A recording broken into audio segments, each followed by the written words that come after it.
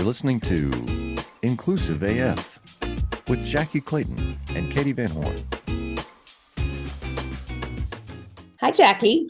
Hello. How are you doing, Katee? I'm super good. You're all like pretty in pink today. Right? Yeah. Hell yeah. I'm working on it. Are you trying to pretend it's springtime? Is that what you're going for? Fully. It is raining and I'm pretending it's spring. It is. So we had a frost warning here in Arizona for like the last 3 days. It is so freaking cold. And, for most folks that are listening to this, they're going to laugh at me. But we had, like I said, a frost warning overnight. It's like 50 degrees right now. And I'm sitting in my office with like 16 layers on, just freezing. But anyhow, welcome to the Inclusive AF podcast. Yes, welcome. I will say it's been very interesting. I did a little travel last week. Yes. Went to San Francisco and I found, if heaven exists, I think this was my version.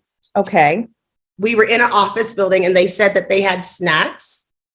However, they had like lime flaming hot Cheetos. Like they had the Stroop waffles. These are not normal snacks to have. No. When people say snacks, I think microwave popcorn and Coke. No, they had everything. And so if clearly you were at a tech company. Right. Yes. In Silicon Valley. Yes. That's right. I was also reminded that I don't look stable in places with hills. And someone asked me if I was okay. And I was like, I thought I was just standing as I realized I was like rocking back and forth.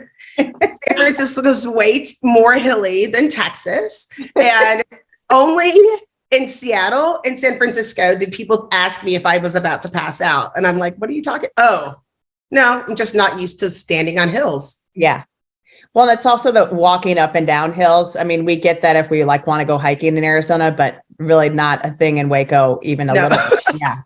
Yeah. No. Like there's not even an incline on the streets. Yeah. Like it's just flat Texas. That's all right. So let's get to our guest. We're sitting here just kibitzing. Well, I have a great segue and I don't look my best, but our next guest will help you look your best ever. Better than we look today. So why don't we kick it over to you and allow you to introduce yourself to our guests? Yeah. First of all, thank you for having me. Yes. It's such a joy already having this conversation with you. Thank you for setting the stage. My name is Dasha Dare. I'm a New York City-based photographer, portrait photographer, and a life coach. So my main focus and area of interest right now is the topic of self-image, the role images play in our life. Why do they cause separation in groups of people, in society generally? Another big topic for me is the need for feeling seen. Why do we want to feel seen? How do we make others feel seen? And helping others do that, right? So I most recently have been experimenting with adding photography to my life coaching sessions. So that's been kind of my brand new baby, in a sense that it's the project that takes most of my time right now, developing and working on and practicing. And the reason why I wanted to come to your podcast specifically, and how all of my work relates to inclusivity really, is the corporate offering that I've came up with. It's called Feeling Seen. It's a employee recognition offering as an alternative to traditional recognition methods. It's essentially a photo shoot where we talk with people about who they are as human beings, as opposed to how they are at work, right? So that's kind of in short. Yes. Awesome. Ever. I mean, I heard a story once about giving someone recognition and they were giving him awards and he was really introverted, really shy, but he was like top in sales and they were just bringing him on stage and he felt really uncomfortable. And then they gave him a family portrait. Like they took his family and took pictures of them. And he realized that, you know, like they realized that was what the most important thing to this person was his family and children. And so that meant a lot to them. But I love the thought of going through, asking questions and taking pictures, because in looking at some of the photography that you've done online and looking at Instagram, what struck me was how like these are normal, you know, air quote, normal people, everyday people. Yeah. But the pictures look like they're so interesting. Like they look like art pieces. Like I have so many questions, but I feel like people are exposing themselves, but yet look so comfortable. Like, how do you do that?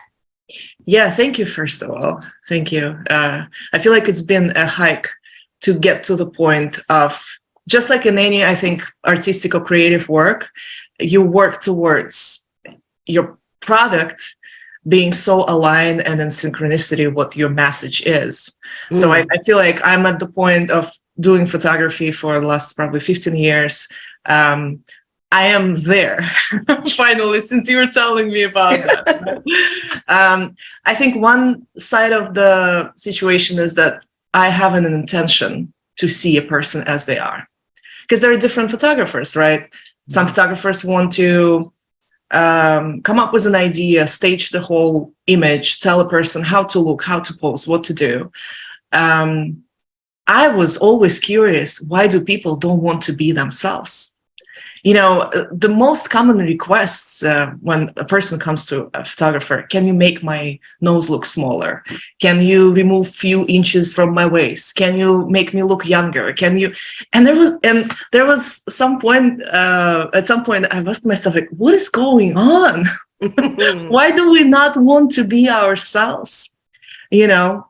And so I guess from that moment forward, I decided, okay, I really want to help people do something about this and help people feel more comfortable in their skin and see themselves from the other angle. And so from that moment forward, kind of my entire body of work is all about that. Like, I want to see you, and I want you to feel comfortable with me, comfortable enough to be seen. And I think that's how the whole idea of Feeling Seen project was evolving over time. And I'll tell you, I think only now, only after pandemic, I can see how much people are more open to being seen, to feeling seen, to being themselves, to living their life.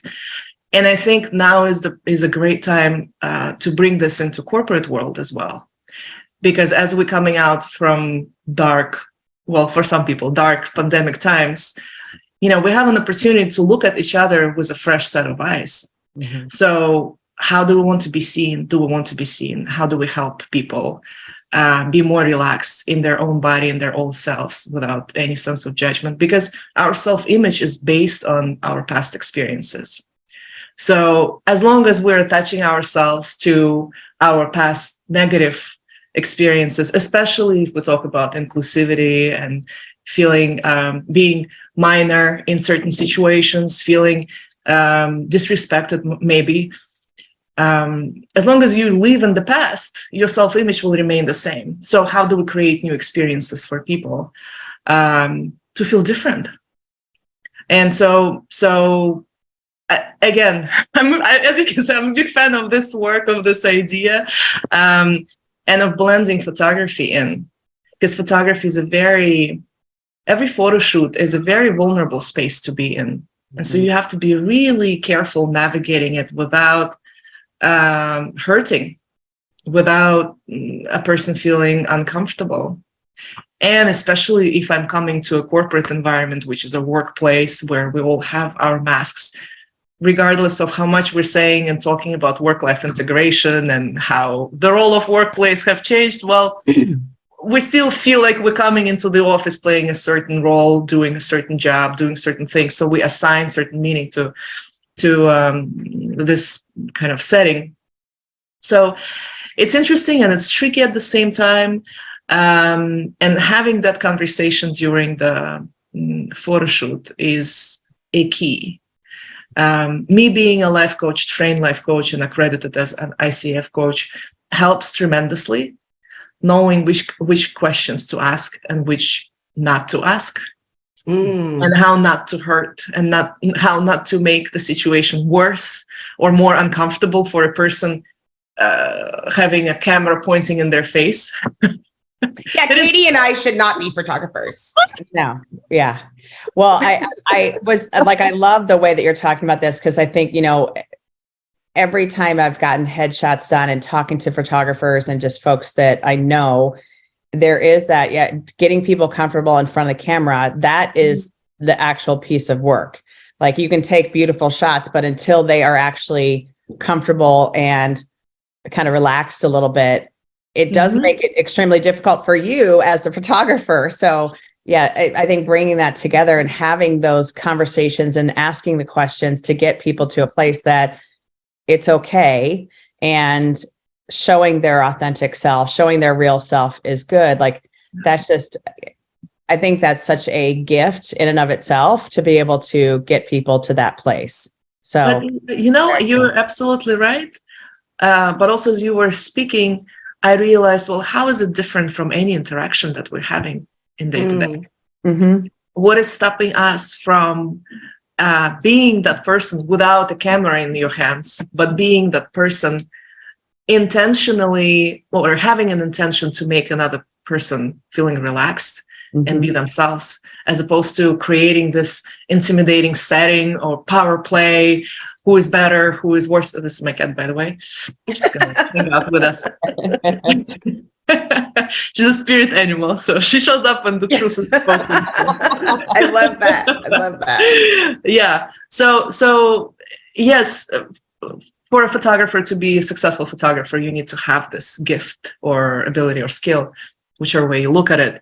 But then also for a human to be human, you know, I feel like we oftentimes forget that there is a way of being for us that makes another human feel something.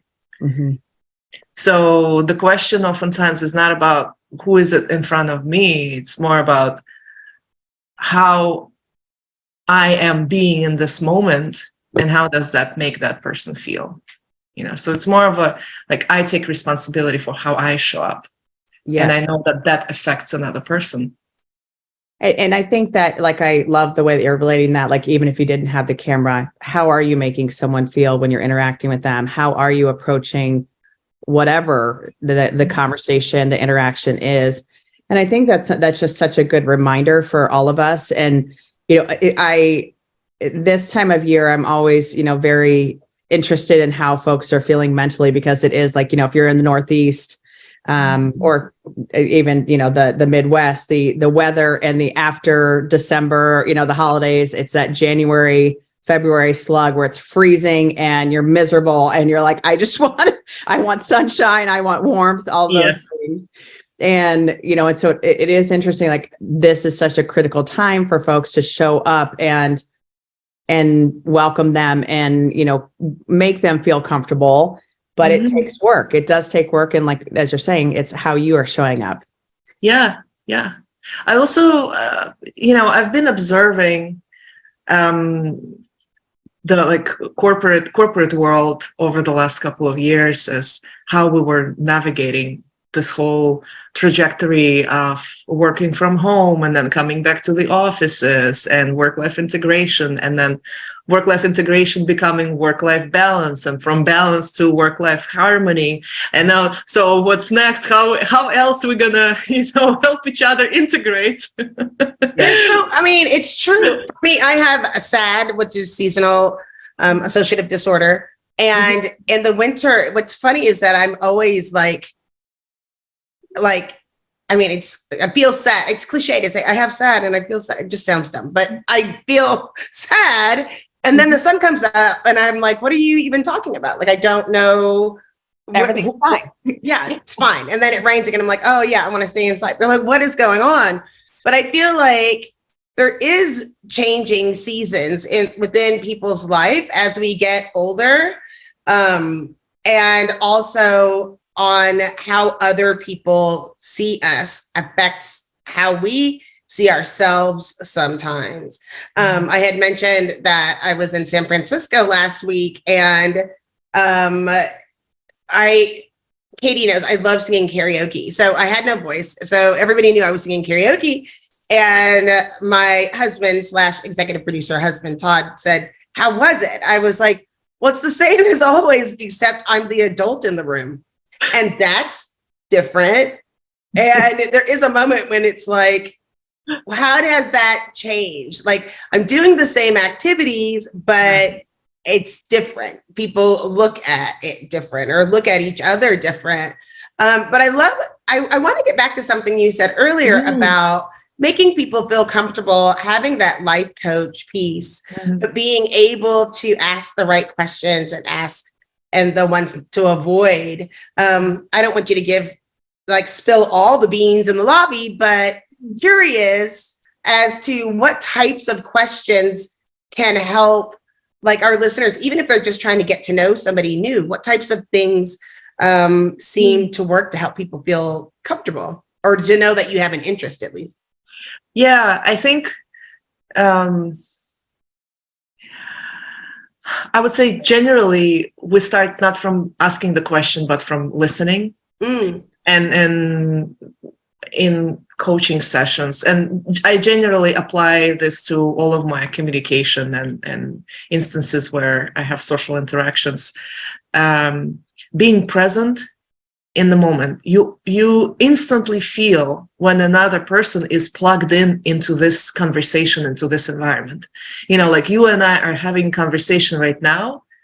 I first of all know that nothing else matters except for my cat, of course, who sits in my lap. And I know that you're not being distracted by any other thoughts that, any other events that are happening in their life. Everyone has lives of their own, obviously. But then there is that kind of moment of mutual interest and also, again, intention. I keep on repeating this word because it's so important, because you and I are coming here together and I have an intention to know you. So I'll be present with you. I'll make sure that everything else turned off in my life for this, 30 minutes. Sometimes a photo shoot in a corporate environment can be like 15 minutes, and my task is to see and open up a person and make him or her relaxed in the span of 10, 15 minutes. Wow. So the first thing for me is to not have anything on my mind, not have my ego playing in this. So I have to be completely removed from anything related to my life and completely invested into what this person is about. Coming into the space with this innate sense of curiosity, similarly how, kids coming to a playground. Oh, I wonder what this person is about. Also approaching every human being as a gift to you, because I don't know how my conversation is going to end up. I don't know, maybe we'll become best friends. Maybe I'm going to help you with something. Maybe you're going to help me with something. Maybe we're just going to have fun. But regardless, I know that there is purpose in us meeting at this moment. So it's kind of, it's definitely not a transactional moment in life. You look at this as a investment into your future. Every single interaction, every single, moment that you're together. And then in terms of questions, I love asking people about feelings, because what I'm essentially looking for is the opportunity to relate. How can I relate to this human being? I see them for the first time. I don't work in their company. I have no idea what their company, usually I know what the company does, but I have no idea what your day-to-day operations. And I don't want to grade you based on your work environment, because I know you're not your job.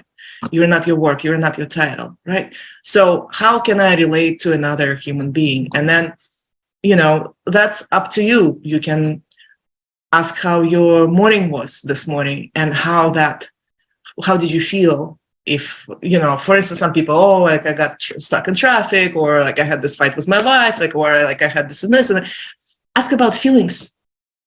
That's the greatest chance of you relating to another human being, because you all have that. You all have, don't tell me you don't feel anything. Even if you say that I don't feel anything, that means that I can still have an opportunity to relate with you. But everything else, and you'll be surprised how people react when you ask them deeper questions as to, oh, and I wonder how that made you feel. And I think that's so important, especially with diversity, equity, inclusion, and belonging, because a lot of times I might not be able to relate to exactly what you're saying, but I understand what being sad feels like, or I understand what being left out feels like, or feeling uncomfortable or overwhelmed. Like, it's so important to learn those words, and it's key. Like, the communication is key to being able to relate. And I think you have a real gift in being able to see that through the lens, literal lens of a camera is interesting, of being able to pick up those feelings. It's like those things in the hospital when we were like, right now in the airport, they have the thing where you press the button, like, how was your visit to the toilet today? Yeah. Smiley face, sad face, or neutral. And I'm always like, when is it ever smiley face? I'm always wondering, when is it smiley face? You go to a therapist and it's like 5 pages.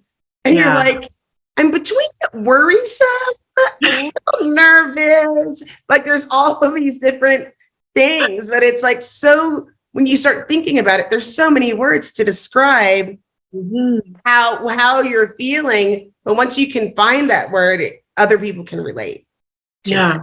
Yeah, absolutely. During pandemic, I shot a personal project. It's called All Is One. I basically invited into the studio space several people who did not know each other, and I worked with them one-on-one. And I basically asked them the same question: how was your pandemic experience, or how is your pandemic experience? Because I could not understand what we're going through collectively. So I was trying to kind of ask other people and see how I feel about their answers, and whether or not we're going through the same thing. And then I think I had like about 10, 15 participants. And in the end, and I was recording audio as well to create the soundtracks of their answers. And I realized that we're all worrying about the same things. There isn't much difference between us. And I thought, wow, that is so interesting and fascinating, that as much as separation exists in our world, unfortunately, as much as there's this division in society, right? There is still a chance for us to have that common thread. And it's sometimes a matter of initiating a conversation about it. It's similarly what you're doing with your podcast as well, having that space, inviting people into this conversation and saying, hey, we have a chance. We have hope. We have, people who want to have those conversations. So why don't we start that? And I think the more companies can initiate those conversations, the better it is for all. And that's honestly my desire to partner with forward-thinking HR and professionals and the heads of teams who want to create those experiences and conversations for people to come in and say, yes, you can relate to me and I can relate to you. And we don't need to divide ourselves into different groups and hang the labels on each other, So I think that's a beautiful thing about current situation, what we're doing. Yeah, I like the way that you're thinking about this, that, I think for all of us, there's this, shared humanity, even if, we have many different experiences, all of these different things. And I think in the corporate setting, in the organizational setting, it is always challenging, because it is, and I just had this conversation last week with a team. What does authentic mean to you? When when you're being authentic, how authentic do you want people to really be? How authentic is okay at work? And so I think there's also this piece of, we have these shared experiences and we want folks to be comfortable. And then also acknowledging that the experiences aren't the same, and the experiences aren't always positive for every single person. And so I think it is that balance that you have to strike as an HR person, but starting from that place of what do we have in common and what are the things that tie us together, working in the same place, shared mission, all those things. But also, like, again, just getting people comfortable with who are they. So I think that's also another piece to the puzzle. And, I, of course, with life coaching, I know that that's, definitely something you're working with your folks on is who are they, or who do they want to be? Right. And so I think that's just a fascinating piece too, because I think with photography, it's the who do you see yourself as, but also who do you want to see yourself as? Yeah. And so I think that it's just such an interesting piece, and to think about that in a corporate setting and how HR folks can help with some of these things. I think that it's such an interesting concept. So I love it. Yeah, I oftentimes have these conversations with several friends of mine who hold high level corporate positions in their companies, about how do we bring mindset coaching and life coaching into the corporate environment, because as much as, of course, it's important to talk about career and progress of your work trajectory, your work path, and all kinds of skill sets that are important. But then the more work and life are becoming integrated, the more there is a need of understanding exactly who am I as a person, because that's going to affect everything. You no longer can, just answer the question, what's my job description, and be satisfied with that. That's not enough. That's not enough. I mean, if you're managing a group of people, and yes, you're a great manager, no doubt in that. But then what about interaction? What about communication? What about your happiness, your inner happiness, your self-image and self-worth? And so the question of self-worth comes into place where you have your self-image and the idea of your ideal self. So if your ideal self is not matching your self-image, what you see about yourself right now, then your self-worth goes down, essentially. So there is that disconnect. How do we bring those two together? Because that's going to influence your day-to-day happiness with yourself. How do I show up? That will trigger a lot of fears, a lot of inauthentic behaviors, trying to be better, be somebody else, be not yourself, anyone else, but not myself, because I'm so ashamed of how I am, because my self-image does not match my ideal self. So there are all these questions that I personally foresee a lot of HR professionals thinking of or considering addressing in the near future. Right now, so many of us are getting ready for performance reviews. And I was laughing because I was sharing a new presentation that I'm working on. And part of it, I was stating that part of the issue was diversity, equity, and inclusion success, program success, is that we are all fiercely protective of our own self-esteem. And so we started laughing about performance reviews. I go, isn't it funny that when I write the review, I can say, this is your challenge. These are the things that you haven't done. But I don't think I would ever write, caveat, I didn't give you fully all the information that you needed for this. Yeah. I just expected you to figure it out and you didn't, and now I'm mad. Like, there's so many things that when you write it, it's like, how aware are you? I think it's a very, we're trying to get better at it. I think a lot of people are trying to get better at it, but I think that is always the tricky part, right? Is because of trying to manage your own ego and self-esteem from a leadership standpoint, and you're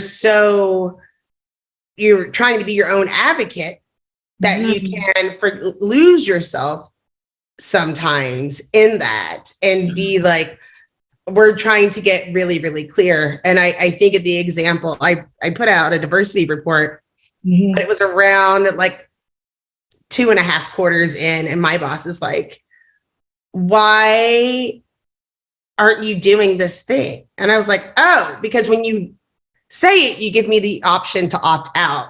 They're like, I am. I'm like, yeah, I don't know if you realize that, but yeah, you always are like, this is what I think you should do. And I'm like, well, I don't. And that's the end of it. I was like, is it something you really want me to do? You're going to have to say that because my brain, there's too much going on in my brain. I don't guess anymore. Right. And I think it's interesting that we get to this place where we expect people to figure out what I'm thinking, and punish people for not knowing us, even though you're not giving them your whole self at work. I think we're trying to. Yeah. But now I'm like all thinking about it. It's like, this is really a lot deeper than I thought it was going to be. Like when you think about how you see yourself, how others see you, and how does that relate at work? Dasha, that's scary. It's like, I don't know, like if you can get people to do that in 15 minutes and they're like, okay, this is me, then you have a real skill. Well, I think I have to trust myself so much so to the point that as long as I know that I am in the right state of mind and an energy place. Well, where's that class? Well, I have I have my own routine, right, established to prepare myself for this work, because it's not it's not just simply pressing the button of camera, right? It's a little more than that. But it takes practice of relaxing into who you are in the moment and trusting that when we're having this conversation, I'm showing up fully. And yes, I hope that you show up fully as well as yourself, but I can't expect, I have no expectations, and I think that's what is challenging, because it's the bigger question is how can we be in the unknown? How can we be with a person without knowing whether or not they're giving us the full picture? We don't know. I don't know. We're having conversation. Hopefully this person is trusting me enough to tell me everything they think about my work performance or the whole situation at work, but I have no control over it. And I think having no control, that's like a bigger philosophical question that we might need another episode. Yeah. Having no control over certain things, right? They trigger a lot of fear in us, and that creates the whole confusion and miscommunication a lot of times. I think what we need to learn more and get more comfortable with is that uncertainty of I don't know, but my job is to show up and be myself. I can be only responsible for me. I can only have expectations from myself. I can only take ownership for the way I show up, and hoping and trusting that that person feels the same. But then, and the outcome is the outcome. Yeah, I know it sounds easier said than done. Yeah, but so far I haven't come up with a better way of dealing with this, to be honest. but as Jackye just said, what a skill that is, because I think that's the piece too, is being able to pull that out of someone and make them comfortable enough to truly show you who they are. I think that's just that's a gift. And I think that's another piece to this, as you think about how people show up at work and, that mask, as you mentioned earlier, that folks wear, how much of that do they take off in front of the camera or don't, depending on how comfortable they feel with you or whoever is taking the pictures. And so I think that's a piece too, is just the gift that you have to be able to get folks to pull that mask off and show who they really are. And as you said, in 15 minutes, that's amazing. So, just really, really cool. Yeah. Well, thank you. I'm blessed to be doing what I truly love and believe in, and, seeing people and making them feel seen has been the greatest joy. Because I think, go ahead. I'm sorry. Yeah. Because I think many of us don't realize that it's a fundamental human need. This is how we bring each other into existence. This is why we need another person in the room. This is why when we're growing up, right, we need another person to say, I see you, and you as a child understand, oh, I exist because someone sees me, you know. And so it's the same thing is in any social environment. The way for me to know that I matter is not only by me recognizing my being, that's great, but we're social creatures. So we're meant to be in the community. So if imagine I get into a community where no one sees me, no one recognizes my existence, how do I feel about myself? Mhm. How that's terrifying, you know. So actually, me knowing that my job is making other people feel seen, whether or not I belong to this community or not. Mhm. Well, I help this community to create this culture, this atmosphere, this energy. That's the most beautiful job ever, and I'm just truly blessed and excited to keep on doing it. Yeah, I think that what you said really resonates with me about being seen is part of that. I was explaining, you know, where I work, we're completely remote. So when you get an opportunity to see each other, a lot of times it's the first time, and I've worked with them for over a year and I've never met them in person. And someone came up to me, they were after presenting the topic that I was talking about. They were like, oh, you're so open and you're like such an extrovert and you do all these things. And I was like, actually, I'm neither an extrovert or introvert. And they were like, what do you mean? I was like, well, introverts get their energy from being by themselves, right? And extroverts get their energy from being with other people. And I was like, I get my energy from being on stage. And then I want to run and hide. I need to recharge by myself or my special friends. And then I have to go out and then like chase that attention. And then once I get it, run. It's like a cat. Speaking of cats, it's like that. It's like, do you see me? Oh, you see me. And then they run away. Yeah, I can relate. You know, and I feel like I know I'm not the only person who does that, where it's like they want to be seen, they want to be heard, and then I get afraid once they're seen and heard. What's next? Because we're so used to people not being open to seeing and hearing all of us for who we are. Yeah. And I think that's part of the picture taking as well. It is the being seen and heard, and how vulnerable that would make a person feel if they have never been vulnerable before. Like to Jackie's point, if this is the first time I'm getting my picture taken by you, and you have pulled out that, you know, who I truly am, and that puts me in a very vulnerable position, especially, you know, in a work environment or wherever, you know, really for whomever it might be. And like how you have to walk folks through that. Like, I think that's just such a critical piece. Like it is, you're absolutely right. It's a very vulnerable place. I think the idea is so picture taking. Let me go to square one here. Photography is, for me, the business of love for people. It's a business of loving, essentially. It's the work of loving. It's seeing. There's a great book. I don't remember the author, where it says that seeing is believing, and believing, the root of the word believing comes from loving. So it's, when you think about it, when I approach photography process, I come to the photo shoot with an intention of loving this person in front of me. There is nothing else but the recognition of your true beauty, whatever is given to you. I come with a set of fresh eyes. I know nothing about you. The only thing that I know is that you're a gift given to me right now in this moment. And how my job is like, how do I get to know more of what kind of gift are you, you know? So if I can explain that to you during the process, that's great.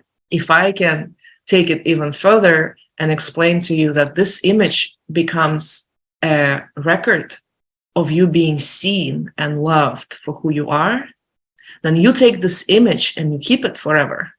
And every time you feel like you're afraid of being yourself, you're afraid of showing up, you're feeling vulnerable, hopefully you can come back to that image and see, oh, someone in that moment, someone saw me.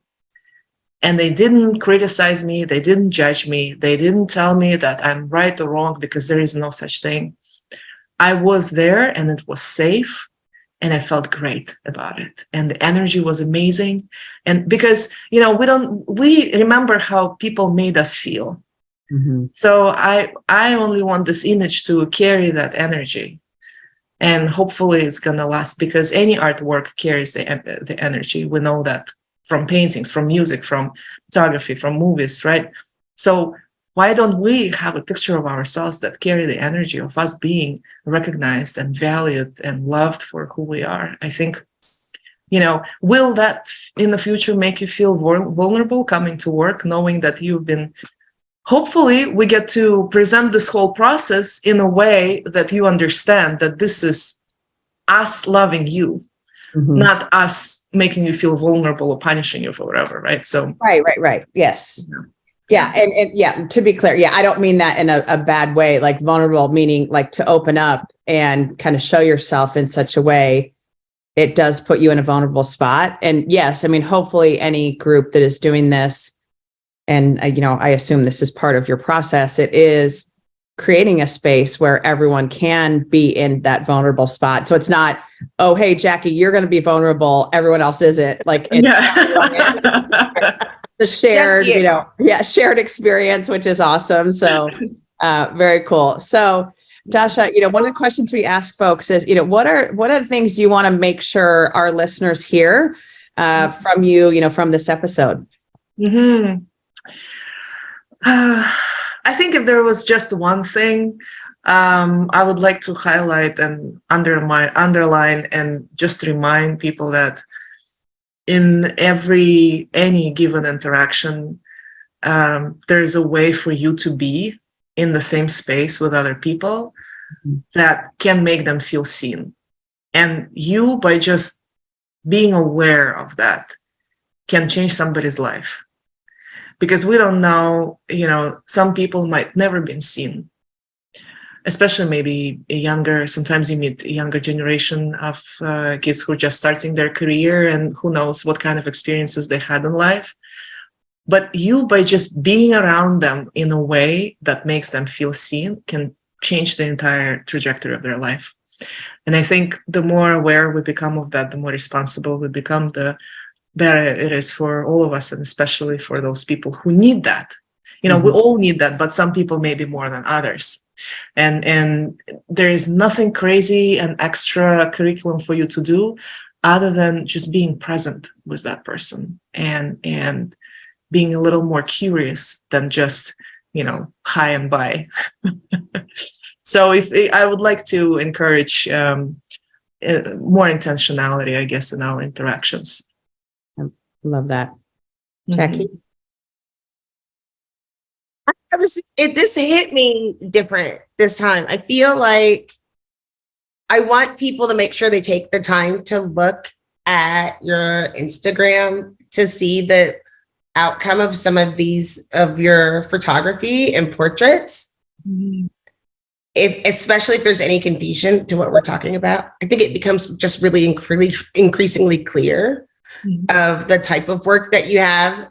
And if you haven't up to this point, go back and listen to this again after you watch it to understand, and also encourage people to think about kind of where we were at the beginning of why don't you want people to see, either you do want to see people, or what are you sharing, how you feel about how much you share of yourself and where you are, if you feel safe enough to share yourself. And if not, why? To start looking at those things, especially those women of a certain age. Or, I'm about to be 50 and I'm right at that point where I'm like, do I dye my hair? Do I not dye my hair? Is this skirt too short? Is it like not? Does it make me look matronly? Like, I'm going through all of the things right now. I'm sure I'll get over it. But it's like, I want people to do that and understand and think about that. I think it's a really important question. Yeah, I love that. I think the piece for me is, what you've started with at the beginning, that, folks might come to you and start with can you make my nose look smaller? Can you, whatever it might be that they want you to change about them. but part of finding who they are and finding their beauty, whatever you define beauty as, is not changing those things. And, each of us is an individual, and each of us has so many amazing things about us and how we show up and what we say with our eyes, all of these different things. And so if you can do that in a portrait, like, how amazing is that? Like, that's just very, very cool. So, Dasha, thank you for joining us. We truly appreciate it. Where can folks find you? As Jackye mentioned, you're on Instagram. So tell us a little bit about where we can find you. Yeah, I am very easy to find, actually. I'm Dasha Dare across all platforms. My website is dashadare.com. I'm Dasha Dare, one word, on Instagram.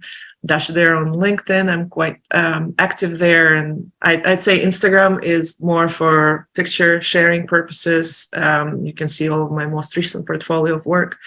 And then LinkedIn is more about my work with corporate clients, more about feeling seen, and some of the self-image projects that I'm currently working on.